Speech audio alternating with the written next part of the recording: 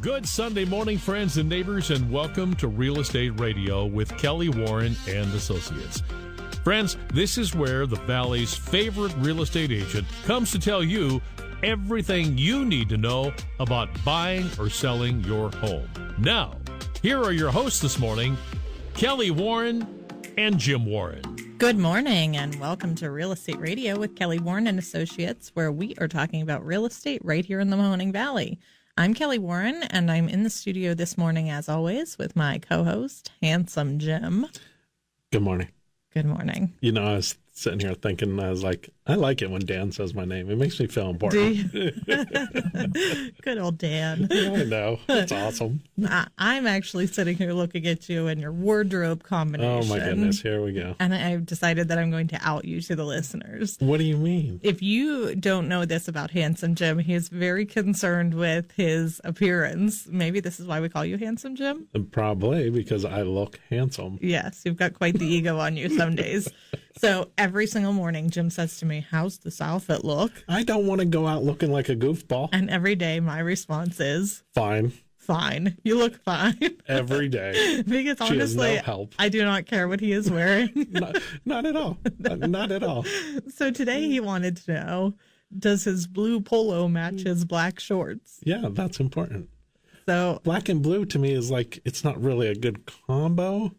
Where with blue, you're supposed to wear like browns and stuff like that. I did not really answer him because, again, fine. I don't care. I sound like such a loving wife, Yes. Someone who cares so much about her spouse. We actually have an ongoing joke at the office. Mary Beadle, she's our photographer and agent who was on with us last week, is Jim's fashion coordinator. That's right. So I was like, take a selfie and send it to Mary.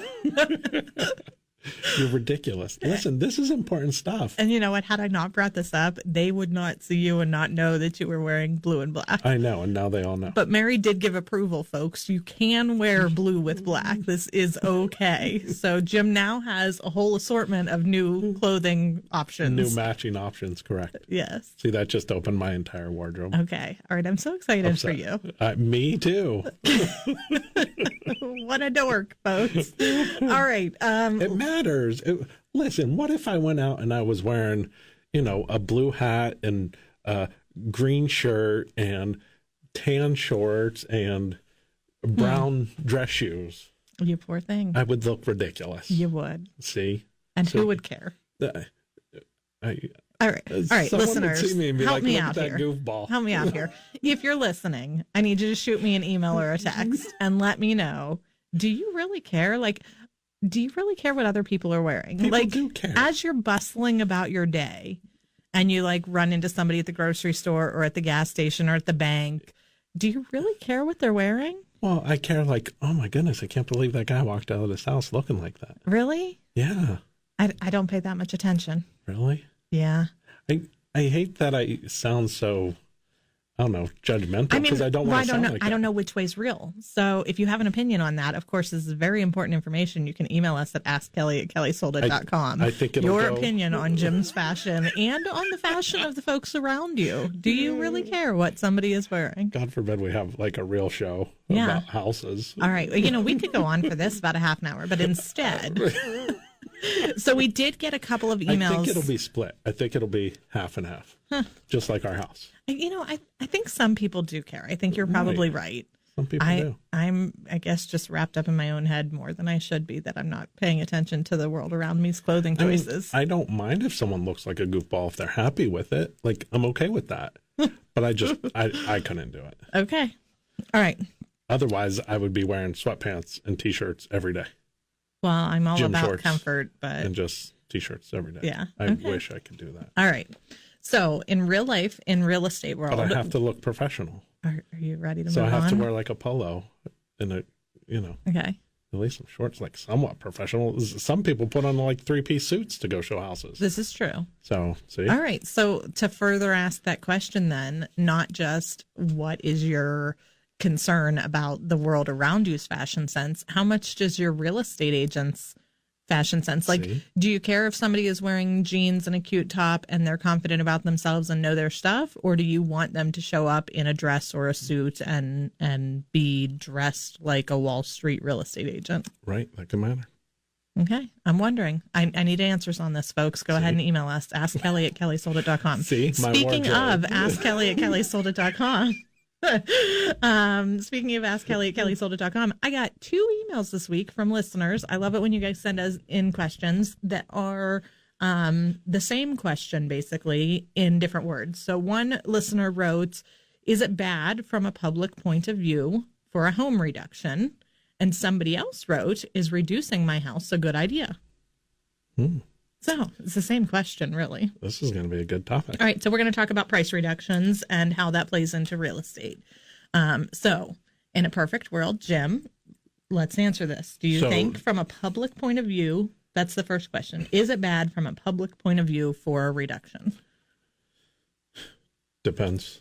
I mean, my answer is no. No, it's never bad to reduce the price. I mean, because obviously if you're overpriced, you need to get into the right price point.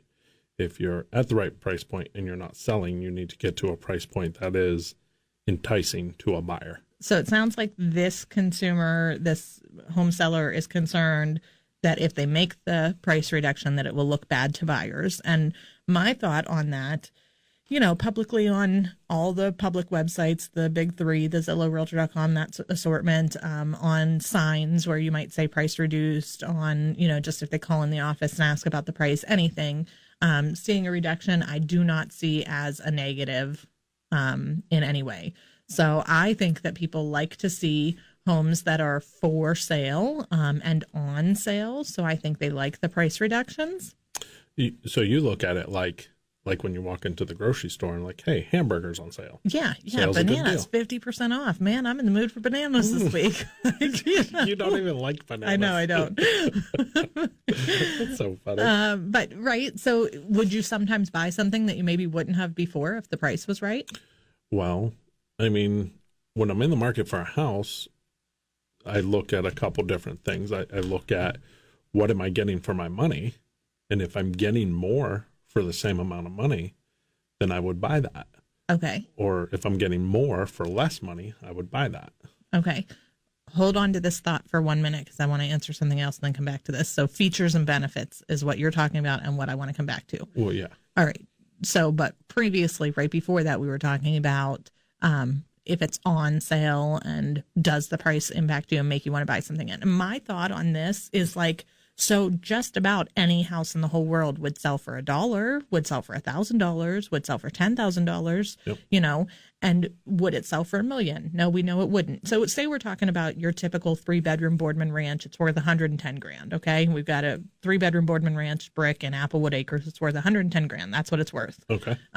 But it's dated. It's got wallpaper. The roof is 25 years old. The landscaping's overgrown. So I'm going to have to put 20 into it anyhow. Right. So it's worth 110.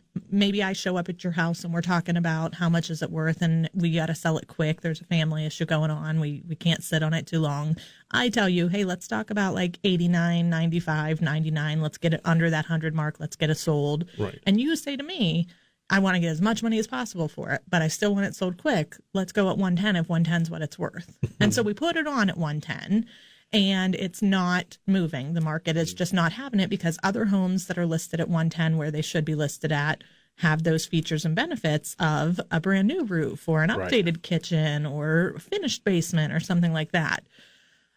So if you're turning to me as your real estate agent and you're saying, okay, we tried the 110, it didn't work. Now what? And I say, let's go to the 99 where I think we should have started. We're doing a price reduction. Correct.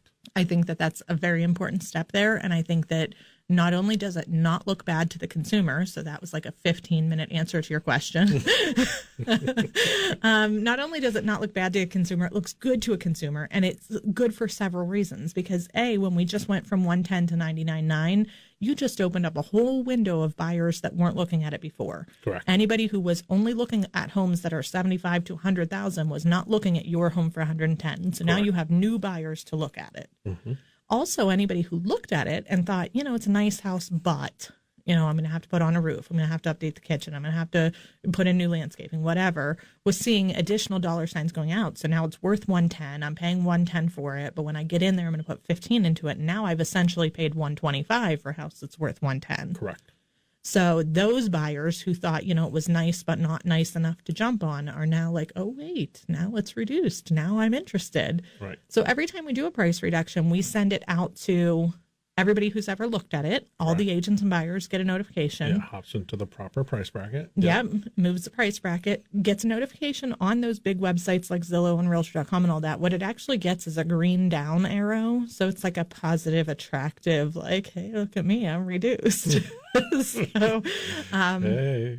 I believe that it also is moved to the top of what we call the hot sheets. So like as a new listing, you're at the top of the sheet, and then you get moved down every time new things come on the market, and this price reduction pulls your listing back up to the top. Correct. So I think all around price reductions are a good thing. They are. And so, like you were talking earlier, if it was on sale, would you buy it? So as an investor, I would. Because here's the thing. I know what houses are worth. I know what a good price for a house is. And if it's reduced into a price that I think is a good price for that neighborhood, I would buy it. Because then I know that I can get a tenant in it. I can put a little bit of elbow grease into it and make it pretty. I can hold on to it and bring in higher rents. Or I can, say I want to do a flip on it. I can do that. Yeah. I'm not really a flip guy, but if the window's there where the margin's big enough, I might be on that house. Well, so what I see is when we look at those, I was kind of inching back and forth on the dollars for a minute, and then I sidetracked myself, is so say this $110,000 ranch. We know if we put it on the market at $50,000, every investor in town, every buyer in town, like if I'm just a buyer, not an investor, and I wanted a 2-story colonial, but man, this ranch just went up for sale for $50,000, I am certainly interested, even though it's maybe not what I would. So it's like walking into the grocery store and seeing bananas at 50% off. I was going to buy strawberries, but hey, bananas are on sale, You would still buy strawberries. I know you. Everybody else would pick up the bananas, Jim. I like bananas. I would get bananas. Sure. So you know what? I would buy bananas for somebody else. So maybe that's the idea of the investors. Like, oh wait, let me grab these because it's on sale. Yeah. Well, there's even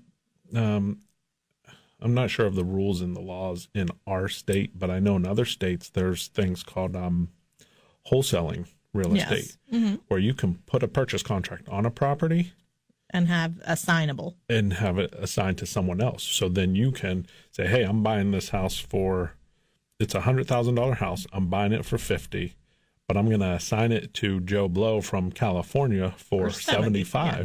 So I just made $25,000. I didn't have to do anything except for write a contract. So if you were smart enough to find that deal. Correct. All right. So $100,000 ranch, we know at $50,000 to be sold in a day. We know at $150,000 it's not going to sell. It's going to sit on the market. Nobody's going to come buy something that's worth $110 for $150. So it's about that, like inching back and forth. So now at $75, okay, it would still sell really quickly, and at $120 it would still sit at the market. And at $85, probably sell pretty quick. And at $115, you might find that one guy who just, his mom lives next door and he really wants the house, so he's willing to pay a little more for it, Exactly. So then as you get to that, like how high can I go to still get it sold as quick as possible? You don't want to feel like I left money on the table. Like if I price it at $99 and it sells it a day, I'll feel like I should have put it at $105. Right. But you also don't want to put it at $105 and wait 4 months to reduce it. And now it's December and now it's not selling. And now in February, I put it at $95 and now it's sold. Where if I would have put it at $99 and was able to sell it the first week, I wouldn't have had all the aggravation. Correct. So there's no exact science to the pricing. You but have to be very careful with pricing. Yeah. So I've done a couple of these where, obviously as a real estate agent, you want to do you have to do what's best for your client. Like that is like real estate 101. Like I want to do for you, period. No matter what. And obviously our goal as real estate agents is we want you to make the most amount of money that we can possibly get you. And there's a lot of studies out there and whatnot that say that we do. Yeah. So my thing is knowing how to do this. And I have a story about how I did one for a lady. She called me out. It was a neighborhood. She said, hey, what do you think we should price this at? And I pulled comps and whatnot. It was a nice little Boardman neighborhood. And I said, well, here's what these homes are selling for. And I said, you could probably go, right about here would probably be where I would, push the envelope. Like this is the place. Like once you're at this number, this is where it's going to hopefully start getting offers. Do you remember your number? Yeah. So I was 79.9. I said 79.9's where I would start. Like that's a good price of where you should be. And she was like, well, I want more money, obviously. And I'm like, okay, no problem. We can do whatever you want. I could put it here for $1 million. It's not going to do you any favors. That is one thing, folks. I can do it. We give you our best advice, all of our research, all of our stats and everything. At the end of the day, it's your home and you're in control of pricing it. And although we wouldn't encourage you to go higher than our comps, we'll do what you want. It's really, people might look at real estate and think it's a sales career, but I can't force you to buy something you don't want to buy. Right. It's really a customer service career. Right. So go on. So you told her 79. She wanted higher. So you got 1 minute to wrap this up. Right. So or we could leave a cliffhanger. That's what I'm trying to do. 40 seconds. Go. You're a trip. So I said, that's about where we should be. And she's like, well, I want more money than that. I'm retiring. I'm moving to Florida. Like I need more than that to. All right, this is relatable. All of our listeners want more money, and they all want to retire and move to Florida. So I'm going to leave you hanging on this. I'm moving to Canada. If you folks are thinking about buying or selling a home this year, we would love to hear from you. Give us a call or a text at 330-717-2689. You can email any real estate related questions and your fashion advice to Kelly at askkelly@kellysoldit.com. And you can visit us online at kellysoldit.com. kellysoldit.com. We'll be right back after this break. Welcome back to Real Estate Radio with Kelly Warren and Associates, where we are talking about price reductions in real estate. So the big question here is, if I put my house on sale, does that look better or worse to a buyer? And Jim was in the middle of a really riveting story about a woman who wanted more money than he recommended. And she wanted to move to Florida. And so, Jim, did she get more money? She did. Really? Yeah. Oh, I thought this was going the other way. No. All right, tell me about it. So she said, well, let's list it at 90,000. And I said, that could be a stretch, and I'm worried about that because if we sit on the market for too long, you'll start to get a stigmatism about your home. That's true, folks. Because that can happen. People start to think, well, why hasn't it sold? So that I always explain that to my clients because I feel like that's important for them to understand and know. So I'm at 79, 80,000. She's at 90,000. She wanted to go higher. I had to get her to the 90,000. Excuse me. Was her name Mary? No. Oh, wait, was it? I remember a Mary that you went through some pricing with. I bet it was Mary. Okay, go on. So then I said, well, here's what we'll do. We'll start at your price because I think it's important. Like, again, I do want her to get the most money possible. I said, we'll start at your price, and what we'll do is we'll give it 2 weeks. I said, we'll see what the feedback is. We'll see what people are saying. We'll see how this goes, and then we'll adjust accordingly. She said, okay, that's fair, because obviously it gives her the opportunity. Right. So first of all, when you overlist a house, you'll get 0 showings. People won't come look at it. It doesn't matter. Okay, so I have a question for you on this. About this is stuff. something I wanted to bring up. Okay. So what if I overprice it, but I market the heck out of it and I put up signs and whistles and flags and we have an open house every day, and but it's overpriced. Do you think that gets any? It will get attention, but I think it doesn't always get you buyers in the door. So the example that I use with people, and this is funny because we already used a grocery store example. We're not normally grocery shoppers, but all right. So like Chick-fil-A there's shoppers. 2 different brands of milk. Like a gallon of milk is supposed to be what, about $3? $4, yeah. Okay, so there's 2 different gallons of milk. One's $2.99, and a different brand right next to it on the same shelf is $6.50 a gallon.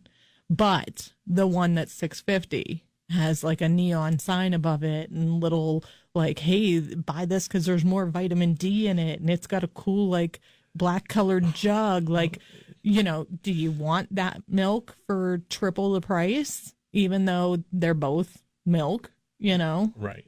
And that's a very good point. So every once in a while, you might have that one special buyer, like we talked about with our ranch example. Like my mom lives next door, so I'm willing to overpay for it. You might have that one person who's like, man, my body is like missing vitamin D. I have to buy this more expensive one because I'm allergic to the other one or whatever. That's a whole different thing. More vitamin D, like now you're getting something for the money. So more features and benefits. Right. Okay. So I'm okay with spending more money for something if I'm getting something in return. Well, so people say this all the time. Like every 4-bedroom colonial in this neighborhood has sold for $200,000, but mine is worth $305 because I updated the kitchen. Sometimes. Depends. So you usually have to do a whole lot more than the kitchen update for that extra money. Right. So it just depends on the different things. So back to my story anyhow. Okay, hurry up. So on my story, we did give it 2 weeks. Feedback, we only had a couple buyers through in that first 2 weeks. And so then obviously I call her up and said, hey, let's do a price adjustment. Let's get back to, the 80,000 where I think we should be. And she said, no. She said, how about we go to 85? Okay. And I said, okay, we'll go to 85, but same deal. I'm going to give you 2 weeks, 30 days. It was back and forth like that. I think we did 30 days this time. Okay. And she said, okay. So we went to 85 and we got a lot more buyers coming through. So I said, well, that's good because now we're getting real feedback from people and they're telling us what they think and how they feel about the house. Because that really can help you sell it for top dollar if you know what people don't like. My general rule of thumb is let's give it 30 days at the beginning. And if we don't have, 10, 15 showings, then we're overpriced. We're not getting people in the door. Right. And if we don't have, or if we have dozens of showings, if we have 20 plus showings, we're getting people in the door, but not a single person's making an offer. Both of those are an indicator that we're overpriced. Yeah, those are things that I'm always concerned with. So, and I'm concerned not for myself, like it doesn't cost me nothing, but I'm concerned about it for my client because I know that we're on a time crunch here and this does matter to them. So we were at 85 and we got an offer of 84,000 with 3,000 in closing costs. So technically, she got 81,000. Okay. On my look at that 79,000. This story has a happy ending. I love it. Now we have other sellers. Of course, it goes the other way. She made $1,000. Can I give you the disclaimer like they give on like diet pill commercials? This does not work for everyone. Results atypical. Right. But sometimes, the market is so good right now that sometimes it even surprises us. Well, we were actually in the process where the market was starting to climb. Like it was going up and the neighborhoods were going up. And her getting the 84,000 actually increased the value of the neighborhood. Right. Because now it was justifiable for other homes to appraise at that price. Right. And now that neighborhood's probably close to 100,000. Nice. So, but that was years ago. So It takes time to get there. All right, let's do our home picks of the week. And we're going to do this a little bit different this time. We're going to go through these a little bit quicker because I have 6 houses for you. That's ridiculous. Don't roll your eyes because I'm going to go through them quicker. But I brought these 6 in because these 6 are our most recent price reductions. So I thought not only while we're talking about price reductions, let's show like the proof here. So this particular seller at 3511 Denver Drive in Liberty, this is a 4-bedroom, 2.5 bath, 2-story colonial, over 2,000 square feet, 2-car attached garage. They listened to us. We're only 54 days on the market, and these folks just reduced from $195 to $165. So they understand the power of a price reduction. They don't want to sit on That's the an home through the amazing winter. price reduction. This is 16% off of the original price. They are ready to have this thing sold. And if you are a buyer out there and you're thinking that you're looking for a bargain, you want to buy some bananas this week, Denver Avenue and Liberty is where you want to be. You can find that online at kellysoldit.com. That's 3511 Denver for $165. Jim, what do you got over there? I'm not going to talk as fast as you because Okay. I have to breathe. Okay. So mine is 2333 Painter Road in Salem. I love that house. You say that. I haven't been to this one. I need to go see it. It sounds beautiful. It's a stunning all brick 4-bedroom home, which I think is beautiful.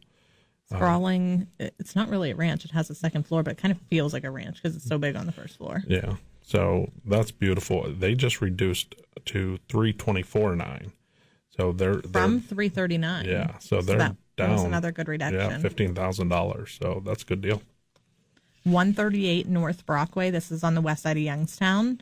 They just went from 31 down to 29. And when we talk about strategic pricing, so this isn't a huge price reduction, but it puts you in the 20s instead of in the 30s. So again, this is opening up doors of different buyers who might not have been looking before. This is a great, actually, first-time buyer purchase, investor purchase.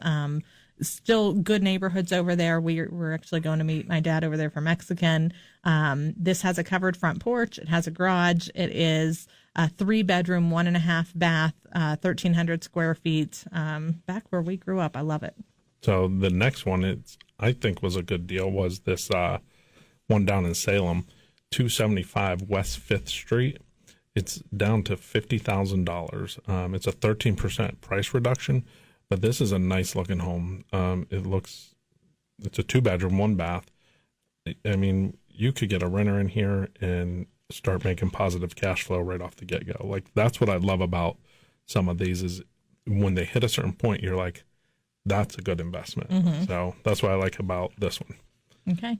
300 Mackey Drive in Vienna. This one is just reduced to $49,900, down from $57,500. So that's 14% reduction.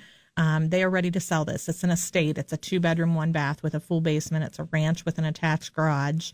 This is in that Vienna area. I believe it's Matthews Schools. Fantastic little house. Great area for under $50,000. That's crazy. It is. So now this one, we go up a little bit in price. Excuse me. But I was at this house the other day. Okay. This house was amazing. Okay. What do you got for us? It's got like a log cabin type of feel. Oh, I know which one you have.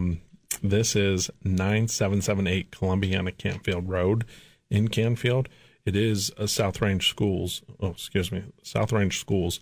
But I was walking around this house, looking around at it, and I was not sitting. I wanted to pull up a chair and sit down and Jim's just going to take a break in the house. have a nice cigar or a glass of whiskey, wine, whatever, and just sit in the rocking chair and overlook that giant cornfield right behind the house. I love that. So that's a nice one. I like that one a lot. What's great about Columbiana Canfield Road is this is 76 days on the market. So what is that, like 2.5 months? Yeah. We just did a 15% price reduction. So we went from $350 down to $299. That's crazy. Which is a huge reduction, but this will get this home sold. And this shows, again, getting it into that different buyer bracket. So now anybody who is looking up to 300 is now seeing that. This is 3,300 square foot on almost 5 acres. It's a 5-bedroom, 3.5 bath. It has a little guest house in the back. Definitely something that you want to find time to take a look at. 3 or 4 car garage. Lots of parking. It was a nice house. That's 9778 Columbiana Canfield Road for $299,900. All of these homes can be found where, Jim? At kellysoldit.com.